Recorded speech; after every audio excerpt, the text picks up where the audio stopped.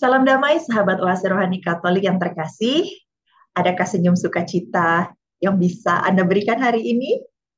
Ada damai sejahtera? Kiranya pertemuan kita akan membawa semakin banyak damai sukacita ya. Karena pengenalan kita akan Allah semakin bertambah-tambah lewat firman Tuhan yang akan kita dengarkan pada hari ini. Karenanya selamat bergabung dalam dialog iman Katolik berdasarkan bacaan liturgi harian Oase Rohani Katolik. Bersama saya Magdalena Pinky Beran dan kali ini bersama Romo Thomas Ferry Suharto OFM. Halo Romo Thomas, sehat-sehat? Ya, Mbak Tinggi, sehat dan penuh dengan sukacita. Betul sekali. Itu yang paling penting ya Romo, selalu penuh sukacita ya.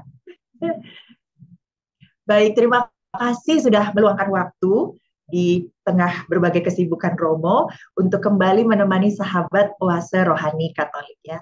Kini mari kita mulai dan saya mohon agar kita semua mendapatkan bimbingan Roh Kudus selama permenungan di hari ini. Kiranya Romo bisa memimpin kita dalam doa pembukaan. Silakan Romo. Baik, mari kita persatukan hati kita agar kita dipenuhi oleh rahmat Tuhan dan bersukacita dengan doa pembukaan. Dalam nama Bapa dan Putra dan Roh Kudus. Amin. Allah yang Maha Kasih di surga, kami bersyukur karena Engkau tidak pernah meninggalkan umat-Mu sendirian dalam penderitaan, kesepian, kesedihan, dan kesusahan. Engkau selalu memberi umat-Mu harapan bahwa meskipun sedang dilanda penderitaan, kami percaya bahwa Engkau tidak membiarkan kami, melainkan Engkau telah merencanakan dan merancangkan suatu rancangan keselamatan dalam hidup kami yang membuat kami pun dipenuhi dengan sukacita dan kegembiraan. Hari ini Engkau mengajak kami semua untuk bersukacita karena kelahiran Tuhan Yesus Kristus yang semakin mendekat. Karena Dia Tuhan, semoga kami bisa mempersiapkan hati kami agar Kristus layak untuk lahir dalam hati kami masing-masing. Jadikanlah kami seperti palungan, seperti gua yang juga meskipun sederhana, meskipun penuh kerapuhan, tetapi Tuhan berkenan untuk datang dan tinggal di dalam hidup kami. Dan semoga inilah yang menjadi sumber sukacita kami, bahwa Engkau tidak menghitung-hitung kesalahan kami, Engkau tidak meremehkan kerapuhan dan kelemahan kami, tetapi Engkau justru mencintai kami dengan segala kerapuhan dan kelemahan kami. Dan semoga ini menguatkan hati kami, agar ketika kami menghadapi penderitaan, kerapuhan, dan kelemahan, kami tidak menjadi putus asa, karena kami percaya Engkau Tuhan selalu hadir dan membawa sukacita dalam hidup kami. Engkau yang kami puji dan kami muliakan, kini dan sepanjang segala masa. Amin. Dalam nama Bapa dan Putra dan Roh Kudus. Amin. Terima kasih Romo. Sahabat Oase Rohani Katolik yang terkasih, kini mari kita mulai Oase Rohani Katolik sesi yang pertama. Bacaan pertama diambil dari kitab Yesaya pasal 35 ayat 1 sampai dengan 6a dan ayat 10. Padang gurun dan padang kering akan bersukaria. Padang belantara akan bersorak-sorai dan berbunga. Seperti bunga mawar, ia akan berbunga lebat dan akan bersorak-sorak. Ya, bersorak-sorak dan bersorak-sorai. Kemuliaan Libanon, semarak Karmel, dan Saron akan diberikan kepadanya. Orang akan melihat kemuliaan Tuhan, semarak Allah kita. Kuatkanlah tangan yang lemah lesu, dan teguhkanlah lutut yang goyah. Katakanlah kepada orang yang tawar hati, kuatkanlah hatimu, janganlah takut. Lihatlah, Allahmu akan datang dengan membawa pembalasan dan ganjaran. Ia sendiri datang menyelamatkan kamu. Pada waktu itu mata orang buta akan dicelikkan, dan telinga orang tuli akan dibuka. Orang lumpuh akan melompat seperti rusa, dan mulut orang bisu akan bersorak-sorai. Pada waktu itu, orang-orang yang dibebaskan Tuhan akan pulang dan masuk ke Sion dengan bersorak-sorai. Sementara sukacita abadi meliputi mereka. Kegirangan dan sukacita akan memenuhi mereka. Kedukaan dan keluh kesah akan menjauh. Demikianlah sabda Tuhan. Syukur kepada Allah. Mazmur tanggapan. Datanglah ya Tuhan, dan selamatkanlah kami. Datanglah ya Tuhan dan selamatkanlah kami. Tuhanlah yang menegakkan keadilan bagi orang yang diperas dan memberi roti kepada orang-orang yang lapar. Tuhan membebaskan orang-orang yang terkurung. Referen. Datanglah ya Tuhan dan selamatkanlah kami. Tuhan membuka mata orang buta. Tuhan menegakkan orang yang tertunduk. Tuhan mengasihi orang-orang benar. Tuhan menjaga orang-orang asing. Referen. Datanglah ya Tuhan dan selamatkanlah kami. Anak yatim dan janda ditegakkannya kembali, tetapi jalan orang fasik dibengkokkannya. Tuhan itu Raja untuk selama-lamanya, Allahmu ya Sion, turun-temurun. Referen. Datanglah ya Tuhan dan selamatkanlah kami. Bacaan kedua diambil dari surat Rasul Yakobus, pasal 5 ayat 7 sampai dengan 10. Saudara-saudara, bersabarlah sampai kedatangan Tuhan, seperti petani yang menantikan hasil tanahnya yang berharga. Ia sabar sampai turun hujan musim gugur dan hujan musim semi. Demikian kamu pun harus bersabar dan harus meneguhkan hatimu, karena kedatangan Tuhan sudah dekat. Saudara-saudara, janganlah kamu bersungut-sungut dan saling mempersalahkan, supaya kamu jangan dihukum. Ingatlah, hakim telah berdiri di ambang pintu. Saudara-saudara, turutilah teladan penderitaan dan kesabaran para nabi yang telah berbicara demi nama Tuhan. Demikianlah sabda Tuhan. Syukur kepada Allah. Sahabat Oase Rohani Katolik yang terkasih, kini kita siapkan hati kita lebih dalam lagi untuk mendengarkan Injil Tuhan. Tuhan bersamamu. Dan bersama rohmu. Inilah Injil suci menurut Matius. Dimuliakanlah Tuhan. Sekali peristiwa, Yohanes Pembaptis yang berada di penjara mendengar tentang pekerjaan Kristus. Lalu ia menyuruh murid-muridnya bertanya kepada Yesus, "Engkaukah yang akan datang itu? Atau haruskah kami menantikan orang lain?" Yesus menjawab mereka, "Pergilah dan katakanlah kepada Yohanes apa yang kamu dengar dan kamu lihat. Orang buta melihat, orang lumpuh berjalan, orang kusta menjadi tahir, orang tuli mendengar, orang mati dibangkitkan, dan kepada orang miskin diberitakan kabar baik. Berbahagialah orang yang tidak sangsi dan tidak menolak aku." Setelah murid-murid Yohanes pergi, mulailah Yesus berbicara kepada orang banyak tentang Yohanes. "Untuk apakah kamu pergi ke padang gurun, melihat buluh yang digoyangkan, angin kian kemari?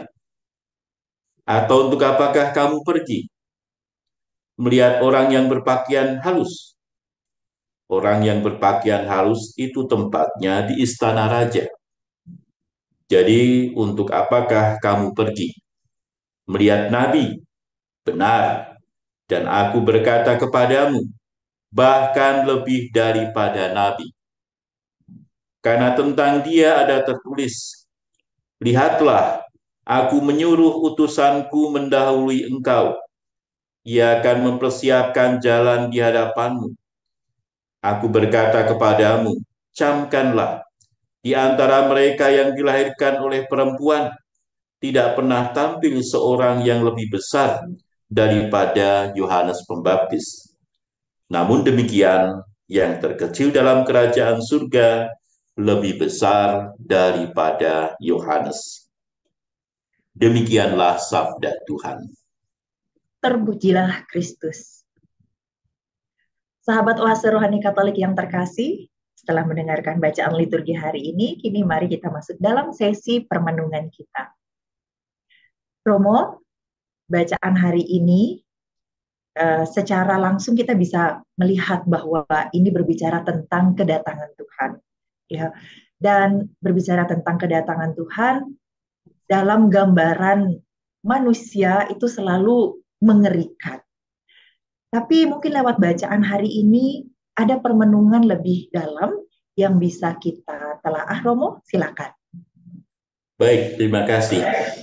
Justru kalau orang banyak menggambarkan kedatangan Tuhan itu mengerikan, bacaan-bacaan Ekaristi hari ini justru menggambarkan sebuah sukacita. Kita tadi dalam bacaan pertama dari nubuat Nabi Yesaya sudah mendengar bahwa nanti orang-orang buta akan melihat, orang-orang lumpuh akan berjalan. Kan itu gambaran orang yang bersukacita kan, mendapatkan kesembuhan, mendapatkan penglihatan, dan sebagainya. Jadi gambarannya susu sukacita karena memang hari ini kita merayakan hari Minggu Advent ketiga yang seringkali disebut sebagai Minggu Gaudete. Itu kata Latin artinya bersukacitalah. Karena memang antifon pembuka pada hari Minggu ini dimulai dengan kata bersukacitalah senantiasa dalam Tuhan. Sekali lagi kukatakan bersukacitalah sebab Tuhan sudah dekat. Jadi liturgi gereja itu menarik sekali menurut saya.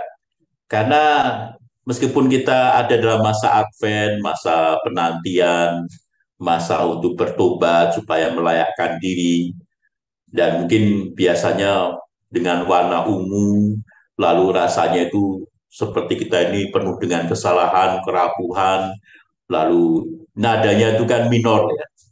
Tetapi di tengah-tengah itu lalu gereja mengajak kita untuk tidak terlalu larut dalam suasana yang penuh duka ini, tapi bersukacitalah. Sama saja nanti waktu masa Prapaskah, kita juga setelah sekian minggu Prapaskah itu nadanya penuh dengan pertobatan, tiba-tiba ada Minggu Letare, orang bersukacita ya. Untuk menyadarkan kita bahwa hidup kita ini tidak seluruhnya itu masa yang penuh dengan derita, dengan duka cita, tapi selalu ada hal-hal yang membuat kita seharusnya bersukacita, yang itu adalah harapan ya, meskipun kita ada dalam penderitaan, dalam kesusahan, dalam krisis ya, karena kita juga penuh dengan kerapuhan dan kelemahan, tapi jangan lupa penderitaan itu bukan akhir segalanya. Penderitaan itu bukan tujuan dari rancangan keselamatan Allah. Penderitaan itu hanya sarana saja. Sesuatu yang mesti kita lalui, kita hadapi. Tapi nanti tujuannya adalah sukacita, keselamatan itu. Karena itu sejenak kita diingatkan Tuhan, jangan terlarut dengan kerapuhan dan kedosaan seolah-olah tidak ada harapan. Tidak. Tapi justru dengan kedosaan, kerapuhan kita, Tuhan justru akan berkenan melihat dan mengasihani kita, sehingga harapannya adalah Tuhan datang bukan untuk mengadili kita, tapi Tuhan datang itu untuk menyelamatkan kita, untuk membuat hidup kita penuh dengan sukacita. Karena itu gambaran bacaan-bacaan hari ini mengajak kita untuk bersukacita, karena justru kehadiran Tuhan itu alasan untuk bersukacita, bukan alasan untuk takut, ya, bukan alasan untuk khawatir. Nanti gimana saya kalau Tuhan datang, apakah saya akan dihukum atau dibinasakan? Tidak, Tuhan tidak merancangkan kebinasaan. Tuhan justru merancangkan keselamatan. Karena Tuhan tidak menghendaki kita menderita semuanya. Sebab untuk apa kita diciptakan untuk menderita? Tuhan justru memperlihatkan bahwa meskipun kita ini penuh dengan penderitaan kerapuan, tapi itu tidak usah takut ya. Karena pada dasarnya nanti kita akan dibawa kepada keselamatan, kebahagiaan, sukacita.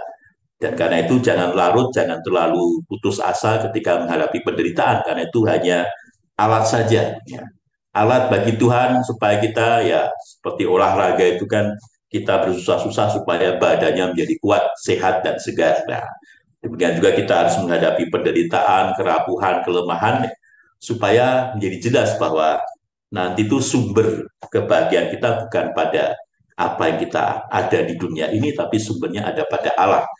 Jadi kita bersusah-susah dulu di dunia supaya bisa bersuka cita di hadapan Allah dalam kerajaan surga. Dan karena itulah bacaan Ekaristi hari ini, khususnya bacaan pertama, mengajak kita untuk seperti umat Israel.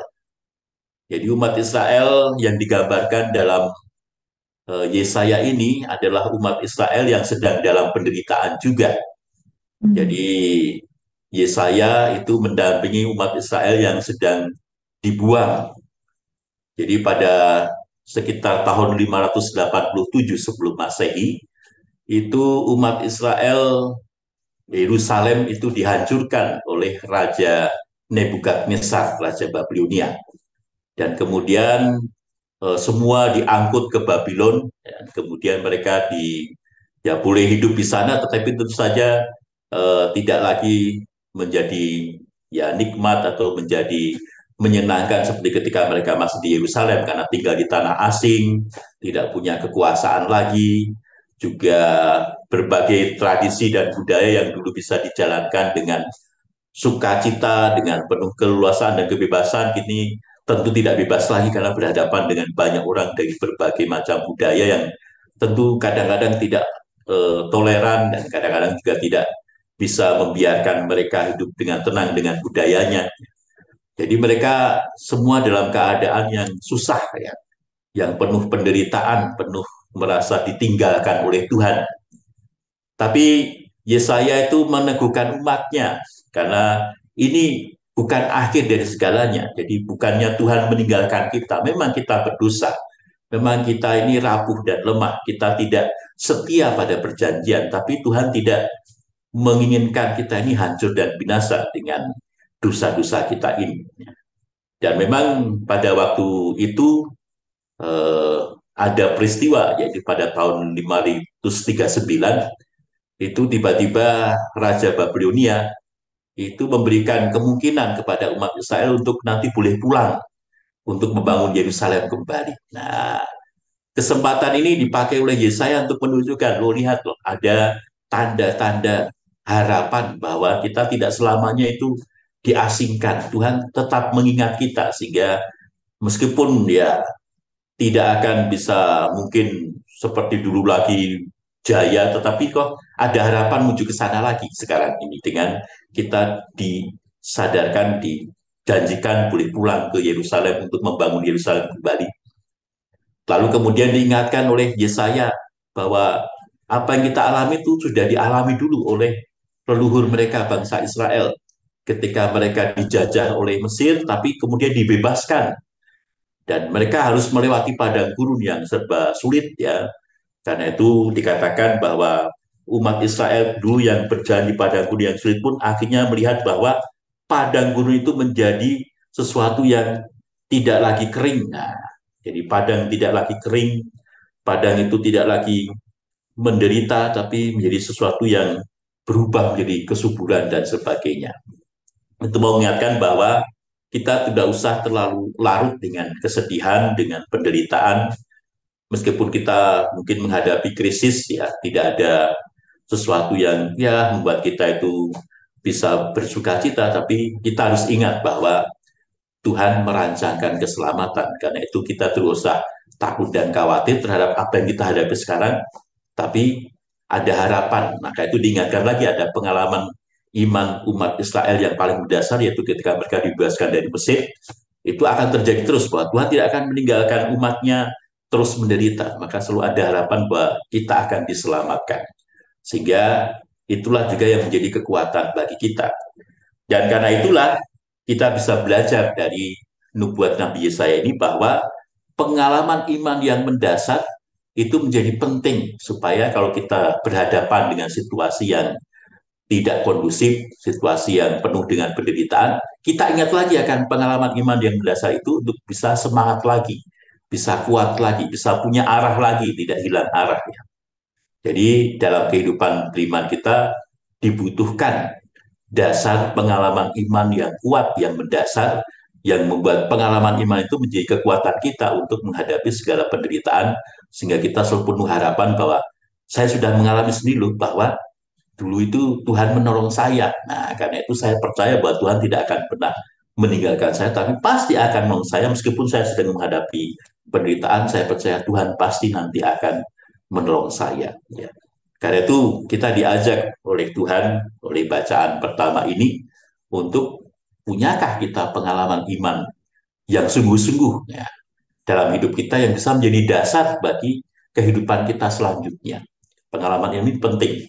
Tanpa ada pengalaman iman, maka kita akan mudah jatuh dalam ketakutan, kekhawatiran, putus asa, bahkan kemudian meninggalkan Tuhan Allah, nggak percaya lagi sama Tuhan Allah. Apalagi kalau kemudian melihat bahwa, oh ternyata menyembah yang lain itu lebih membuat sukacita ya, buat kita bisa bebas dari penderitaan kita, meskipun bukan penderitaan bebasnya bukan bebas yang selamanya, pasti juga akan menderita lagi, tapi kadang-kadang kita lihat, ternyata lebih enak ke sana, lebih enak ke sana, lalu meninggalkan Tuhan karena kita kecewa dengan Tuhan. Nah itu karena kita tidak mempunyai pengalaman iman yang berdasar, yang menjadi tumpuan dari kehidupan iman kita, yang membuat kita tetap kuat meskipun kita menghadapi penderitaan dan kelemahan. Tentu pengalaman iman yang mendasari bukan bahwa kita lalu mendapatkan pengalaman yang luar biasa dalam hidup kita, tidak selalu luar biasa ya. Hal yang remeh, yang biasa-biasa saja kalau direfleksikan dan kemudian kita yakini bahwa itulah Tuhan yang sedang datang dalam hidup saya dan menolong saya. Nah, itu menjadi pengalaman iman yang mendasar. Jadi intinya bukan pada kita mendapatkan pengalaman yang luar biasa, baru kemudian kita merasa itu pengalaman iman mendasar, tapi bahwa kita pernah merefleksikan hidup kita, sehingga kita bisa menemukan bahwa dalam situasi yang sederhana pun, misalnya saya jatuh, kemudian celaka di tengah jalan yang sepi, tiba-tiba ada orang yang lewat. Nah, ya saya kemudian bisa merefleksikan bahwa meskipun orang bilang kebetulan, tapi saya sebagai orang beriman tidak akan pernah hanya melihat itu sebagai kebetulan, tapi pasti adalah rancangan Tuhan, bahwa meskipun saya jatuh sendirian kemudian dalam jalan yang sepi, tapi kok tiba-tiba ada orang datang. Nah, itu kan pasti Tuhan mengutus ya. Itulah pertolongan Tuhan. Jadi peristiwanya sederhana saja, tapi saya yakin bahwa itu Tuhan menolong saya, dan karena yakin bahwa Tuhan selalu menolong saya, maka ketika saya kemudian sampai pada pengalaman yang hampir sama lagi, berhadapan dengan sesuatu yang menakutkan, penderitaan, krisis, tapi saya percaya, saya pernah ditolong Tuhan, pasti Tuhan juga akan tetap menolong saya. Lalu punya harapan untuk menghadapi apa yang menakutkan tadi. Itulah hal yang bisa kita simpulkan atau kita petik dari bacaan pertama ini. Oke, Romo luar biasa sekali, dan saya langsung berusaha mengingat-ingat ya sejak tadi bahwa kata kunci yang harus kita pegang di sini mendengar dari Romo tadi adalah bahwa penderitaan bukanlah hukuman dari Tuhan, tetapi sarana untuk nanti kemudian akan ada keselamatan dan juga sukacita yang sudah disiapkan Tuhan untuk kita di kemudian hari. Wah, ini akan mengubah sekali paradigma kita pada saat nanti kita mendapat penderitaan. Kita tidak semata-mata merasa yang paling sial gitu ya, atau merasa Tuhan menghukum kita. Nah, dengan kata-kata ini, dengan kata-kata ini membuat semoga ada pengharapan baru yang tumbuh bahwa penderitaan dalam bentuk apapun yang datang itu benar-benar adalah alat dan sarana dari Tuhan. Terima kasih sekali Romo. Berarti ini akan menjadi juga kesimpulan di sesi kita yang pertama ya Romo. Iya. Dan sahabat Oase Rohani Katolik yang terkasih, jangan kemana-mana. Sekalipun perbincangan atau kata kunci tentang penderitaan tadi menutup sesi kita yang pertama, tapi kita akan segera kembali lagi di sesi yang berikutnya. Tetaplah bersama kami.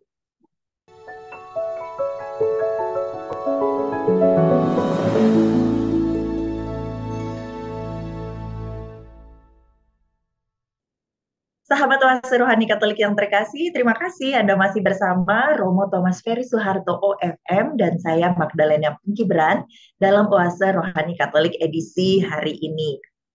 Sebelum kita lanjutkan di sesi yang kedua ini, saya mau mengingatkan Anda untuk mengirimkan berbagai masukan dan juga sharing iman lewat email di orkkaj2021@gmail.com atau Anda juga bisa langsung menghubungi nomor telepon 0881 0215 334438. Saya ulangi sekali lagi 0881 0215 334438. Semoga lewat masukan Anda dan juga sharing Anda akan semakin banyak umat beriman yang diberkati lewat Oase Rohani Katolik. Nah, sekarang mari kita masuk ke sesi yang kedua. Romo Thomas tadi kan menarik sekali ya, di sesi yang pertama bagaimana kita dapat permenungan yang dalam tentang penderitaan, bahwa penderitaan bukanlah hukuman atau akibat dosa kita, tapi bisa jadi adalah sebuah sarana dari Tuhan untuk mendidik kita untuk mendapatkan sukacita dan juga damai sejahtera yang bukan berasal dari dunia ini, tapi yang lebih dalam lagi, lebih rohani gitu ya, sifatnya. Jadi asal dari sukacita kita itu bersifat lebih rohani. Itu luar biasa Romo. Nah, kemudian apalagi ya Romo makna lebih dalam yang bisa kita gali lewat bacaan liturgi hari ini? Silakan. Baik, terima kasih. Jadi tadi kita sudah diingatkan dalam nubuat Nabi Yesaya bahwa penderitaan itu bukanlah hanya hukuman, tetapi juga cara Tuhan untuk mendidik kita, karena kita kadang-kadang membutuhkan juga kekerasan dalam arti diuji, dalam arti dididik dengan cara yang keras supaya kita yang bebal, yang malas ini lalu ya kemudian bersemangat lagi. Dan karena itu, karena kita percaya bahwa penderitaan itu bukan segala-galanya, bukan akhir dari segala-galanya, dan penderitaan itu adalah ya Tuhan membiarkan kita menderita karena ada sesuatu yang baik yang akan kita dapatkan kalau kita itu setia mengharapkan kehadiran Tuhan atau keselamatan Tuhan itu dengan tetap menghadapi penderitaan itu dengan ya penuh sukacita, tidak dengan putus asa atau kemudian lari, kemudian kecewa pada Tuhan. Maka Rasul Yakobus dalam bacaan kedua mengajak kita untuk bersabar ya. Jadi supaya kita nggak lalu tadi kecewa, patah semangat, nah, dalam menghadapi penderitaan kita diajak untuk bersabar. Tapi bersabar tentu saja bukan hanya sekedar menunggu, ya, karena kita selalu kadang-kadang, oh sabar, artinya nunggu aja, nunggu Tuhan menyelamatkan, nunggu bantuan datang, itu katanya. Lalu Advent lalu menjadi masa penantian saja, masa menunggu saja. Padahal kalau kita menunggu pasti rasanya jemu ya toh. Nah, Ya. maka jangan menunggu saja. Nah, kita ini orang Indonesia kadang-kadang kan eh, hanya sikapnya pasif kalau menderita, kalau menghadapi seseorang yang datang itu sikapnya maunya pasif saja, menunggu ya. Kalau orang pacaran tuh ya, oh menunggu dijemput, ya, menunggu orang datang. Padahal seharusnya itu dua-duanya aktif. Ya. Maka saya selalu menggambarkan masa Advent itu yang ideal itu seperti orang India ketika berpacaran itu. Yang satu muncul dari sana, yang satu muncul lagi dari sana, lalu lari-lari dua-duanya, kemudian Bertemu di lalu. tengah. Jadi ada keaktifan ya, bukan hanya yang satu duduk menunggu lagi, yang harus lari-lari yang satu ya, tidak. Dua-duanya punya keaktifan. Tuhan mendatang, Tuhan kan bergerak datang ke dunia. Nah, kita juga jangan hanya berdiri saja menunggu, tapi menyongsong. Nah, maka Advent paling tepat diterjemahkan bukan masa penantian, tapi masa menyongsong. Nah, menyongsong kedatangan Tuhan. Jadi ada keaktifan. Dan keaktifannya itu ya seperti diperlihatkan oleh Yohanes Pembaptis dalam bacaan Injil. Jadi Yohanes Pembaptis itu memang tidak tahu siapakah Yesus itu atau orangnya mana tuh Yesus itu. Meskipun Yesus pernah datang dibaptis, tapi kan dia nggak tahu nih benar-benar Mesias yang dijanjikan atau tidak, hanya diberitahu bahwa kalau ada roh turun atas orang itu ya dialah yang menjadi Mesias. Tapi kemudian Yesus kan pergi lagi ke padang gurun untuk berpuasa, tidak jelas lagi kemana orangnya ya. Tiba-tiba dia dengar bahwa, oh, ada orang berbuat ini dan berbuat itu. Nah, lalu Yohanes Pembaptis masih nunggu-nunggu. Ini benar apa enggak? Tapi dia nggak berdiam saja nunggu terus, tapi dia aktif. Ya, karena dia di penjara, maka nggak mungkin dia mendatangi Yesus ya. Maka dia meminta murid-muridnya ya untuk mencari Yesus itu dan juga menanyakan pada Yesus itu apakah benar dia Mesias yang dijanjikan atau tidak. Nah, jadi di sini Yohanes Pembaptis mengajak kita untuk ikut aktif dalam mencoba mencari tahu, mencoba mencari mendalami ya, sesuatu yang tidak kita mengerti. Ya. Jadi menunggu itu atau sabar itu bukan hanya menunggu saja nanti kapan datang tidak, tapi ada kegiatan, ada aktivitas bagaimana mengusahakan supaya yang hadir itu tetap cepat datang atau yang hadir itu betul-betul datang, tidak hanya nunggu saja, tapi kita juga berusaha supaya semakin kita itu bisa datang dengan penuh kelayakan ya. Jadi ada keaktifan kita mempersiapkan diri kita. Jadi Yohanes Baptis mempersiapkan imannya justru dengan mencoba mendalami sungguh-sungguhkah ini Mesias yang dijanjikan atau tidak. Maka dia bertanya-tanya melalui muridnya untuk bisa meneguhkan kepercayaannya bahwa inilah sungguh Mesias yang dijanjikan. Dan kemudian Yesus juga menunjukkan ya tidak usah mengatakan saya ini Mesias, tapi dia melihat saja, ya lihat saja apa yang terjadi. Ya. Orang lumpuh berjalan, orang tuli mendengar, orang buta melihat, lalu orang akan ingat lagi pada apa yang dikatakan Yesaya lagi, yaitu bahwa ketika Mesias datang, maka dia akan membuat orang lumpuh berbicara. Tadi kan bacaan pertama kita dengarkan. Nah, kalau Tuhan datang, maka orang lumpuh berjalan, orang buta akan melihat. Nah, itu diperlihatkan oleh Yesus. Begitu kehadiran dia, orang bisa melihat sendiri. Yesus menyembuhkan orang yang lumpuh, Yesus membuka mata orang yang buta, dan sebagainya. Lalu kita ingat, oh itulah betul Tuhan datang. Nah, jadi ketika kita ini juga semakin memahami bahwa sukacita kita itu ada sekarang ini, ya itulah juga Tuhan sedang datang. Jadi sukacita itu juga tanda bahwa Tuhan hadir dalam hidup kita. Jadi kalau kita itu sedih terus, masa depan kayak suram sekali, itu Tuhan tidak sedang hadir dalam hidup kita. Tapi kalau kita itu menghadapi penderitaan tetap penuh semangat, itu tanda bahwa kita itu sudah juga eh, Tuhan hadir sebenarnya dalam hati kita. Dan karena itu menjadi sumber sukacita. Jadi sumber sukacita kita bukan kita mendapatkan sesuatu dari luar, sesuatu yang fisik. Nah, kita harus membedakan antara sukacita dan kesenangan. Ya, biasanya kita Hmm. mencampurkan antara kesenangan dengan sukacita. Ya. Iya, betul Kesenangan sekali itu, Romo. kalau Suka kesenangan lucu di itu situ. bergantung pada apa yang di luar, yaitu barang atau situasi atau apapun yang kita senangi. Ya. Begitu yang kita senangi ada, maka saya jadi senang. Gitu. Saya senang nonton film, begitu saya ada di depan film yang sedang diputar, saya senang. Saya senang bakso, begitu saya sedang ada depan bakso dan kemudian makan bakso, ya saya senang. Ketika baksonya habis, ya senangnya hilang. Sudah. Ketika filmnya habis, ya senangnya hilang. Nah, itu kesenangan, itu digantungkan pada objek yang kita lihat, yang kita pakai, dan sesuatu yang duniawi biasanya, materi ya. Tetapi sukacita itu lain. Sukacita itu adalah sesuatu yang berasal dari sikap hati kita. Hmm. Jadi sikap hati kita yang percaya, sikap hati kita yang beriman, sikap hati kita yang merasakan kehadiran Tuhan dalam hati kita, dalam hidup kita, karena itu kita sukacita.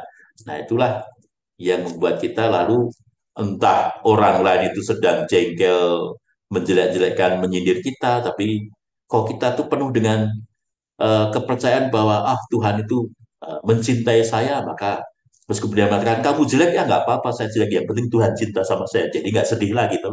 Itulah Hmm. sukacita yang tidak akan direnggut oleh orang lain. Meskipun orang lain memberi penderitaan, meskipun orang lain menyindir, mengejek, membuat saya sakit, tapi saya tidak terpengaruh. Karena apa? Karena sukacita saya berasal dari hati, yaitu saya percaya bahwa Tuhan itu mencintai saya. Tuhan hadir dalam hidup saya, sehingga meskipun orang lain berbuat jahat, saya tetap akan selamat. Ya, meskipun orang lain mengejek saya tetap percaya bahwa saya ini orang yang dicintai Tuhan, tidak seperti yang dikatakan oleh orang itu. Sehingga orang itu lalu kemudian sukacitanya menjadi penuh, menjadi sejati karena tidak tergantung lagi pada apa yang di luar, tapi selalu ada di dalam. Karena itulah yang kita bangun di dalam hidup kita. Bukan bergantung pada objek atau sesuatu yang datang, tapi sesuatu yang muncul dari hidup kita, ya, dari dalam hati kita yang percaya pada Tuhan, bahwa Tuhan menyertai kita, bahwa Tuhan hadir dalam hidup kita. Karena itulah sumber sukacita saya. Jadi Tuhan yang datang itu menjadi sumber sukacita. Itulah kesabaran yang dikatakan oleh Rasul Yakobus, yang kemudian ditunjukkan oleh Yohanes, yaitu ya supaya ya hati yang membangun kepercayaan bahwa Tuhan hadir, bahwa Tuhan itu mencintai, sehingga itu menjadi sumber sukacita sejati bagi saya. Jadi jangan hanya tunggu saja Tuhan datang, tapi ya hadirkan Tuhan dengan imanmu yang mempercayai bahwa Tuhan sungguh hadir dalam hidup saya, menyertai saya, tidak meninggalkan saya, dengan saya penuh sukacita menghadapi entah penderitaan, entah ketakutan, saya hadapi dengan tenang dan penuh sukacita, nggak perlu sedih lagi. Oke, Romo, berarti poin penting yang harus kita benar-benar perhatikan di sini adalah kita harus bisa membedakan kesenangan dan sukacita, ya. Berarti pada saat kita bicara tentang sukacita, bukan berarti tidak ada penderitaan. Begitu juga pada saat kita berbicara tentang penderitaan, belum tentu kita tidak bisa bersukacita, ya. Karena memang sumber dari sukacita itu sendiri bukanlah dari hal-hal dari luar diri kita, tapi datang dari sikap batin kita. Dan sukacita ini yang membuat kita jadi bisa sabar dalam penderitaan, gitu ya, Romo, gitu. Oke, Romo, memang ini pada saat kita lagi sadar, lagi eling kayak gini, kayaknya gampang dipahami ya, Romo. Tapi pada saat penderitaan itu datang, betapa kita memang gampang sekali tenggelam gitu dalam perasaan yang bahkan kita sendiri juga mungkin sulit memahami perasaan kita pada saat menderita itu, apalagi bisa memahami kehadiran Tuhan. Nah, sekaligus sebagai penutup dari sesi kita yang kedua, Romo, bisakah Romo bagikan kepada kita semua, adakah hal praktis yang bisa kita lakukan dan ingat untuk lakukan segera pada saat kita mengalami penderitaan, agar kita cepat mengingat lagi karya Tuhan dalam hidup kita, cepat bisa ada sukacita lagi. Adakah, Romo, hal praktis yang bisa kita lakukan? Silakan. Ya, kalau kita melihat penderitaan sebagai penderitaan, nah memang lalu lebih menderita.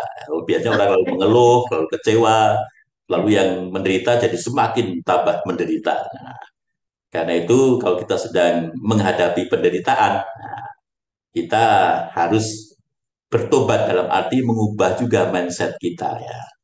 Jadi itu akan dibantu kalau kita dalam hidup itu selalu membangun sikap yang positif, ya. Sikap yang positif itu adalah mencari baiknya, ya.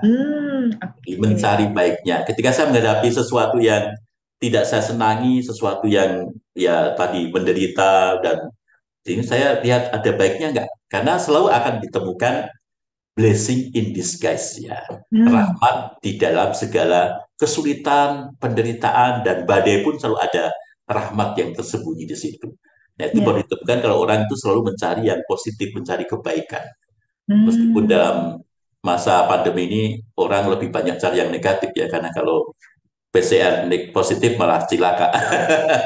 Tapi tentu saja dalam hidup ya carilah yang positif, artinya yang baik, sehingga dalam penderitaan kita selalu menemukan ada rahmat Tuhan dalam yang bekerja dalam hal-hal yang buat kita seolah-olah menderita, tapi Tuhan itu ada selalu dalam setiap ya penderitaan kita, ya. Dan itu kalau kita bisa menemukan yang baik, bisa menemukan rahmat, blessing in disguise, lalu penderitaan tidak akan berubah menjadi hanya penderitaan, tapi lalu kita bisa melihatnya dalam kacamata yang lain. Dimulai dengan membangun sikap positif, ya. Iya, wah, terima kasih sekali, Romo. Kiranya ini menjadi pengingat bagi kita semua agar nanti setiap penderitaan datang, kita kaitkan lagi tadi dengan poin kita di sesi yang pertama, bahwa penderitaan itu hanyalah alat atau sarana. Jadi bukan hukuman, ya, Romo. Iya. Alat atau sarana untuk nanti kita dapat menemukan sumber sukacita yang lebih sejati. Gitu. Dan kemudian kita ingat lagi untuk segera mencari hikmahnya hal baiknya di balik penderitaan itu. Kalau dipikir-pikir orang Indonesia kan paling berbakat ya untuk mencari hikmah dari segala peristiwa ya Romo. Apapun yang terjadi kita selalu bilang untung aja masih apa gitu ya. Baik, Romo, luar biasa permenungan kita hari ini. Saya percaya setiap pribadi yang mendengarkan renungan ini bisa dapat segera mendapatkan poin-poin yang luar biasa pada saat penderitaan, sehingga pada saat kita berbicara tentang kedatangan Tuhan, kita tidak lagi berpikir bahwa itu adalah hal yang menakutkan, tapi justru harus kita songsong dengan gembira. Nah, sahabat Oase Rohani Katolik yang terkasih, dengan penjelasan dari Romo Thomas tadi menutup seluruh sesi kita pada kesempatan kali ini. Dan agar hikmat Tuhan hari ini senantiasa mengisi hati kita dan juga berbuah dalam kehidupan kita, mari kita tutup permenungan kita dengan memohon berkat dalam doa penutup. Silakan, Romo Thomas. Baik, mari kita syukuri rahmat Tuhan dalam hidup kita, meskipun ada banyak penderitaan, kita tetap bersyukur pada Tuhan yang menyertai kita. Kita ungkapkan dengan doa. Dalam nama Bapa dan Putra dan Roh Kudus. Amin. Allah, terima kasih, kami bersyukur karena Engkau berikan kepada kami tidak hanya mata jasmani, tapi juga mata rohani yang mampu menembus segala kegelapan dan bisa menemukan terang dalam setiap kegelapan, menemukan sukacita dalam setiap penderitaan.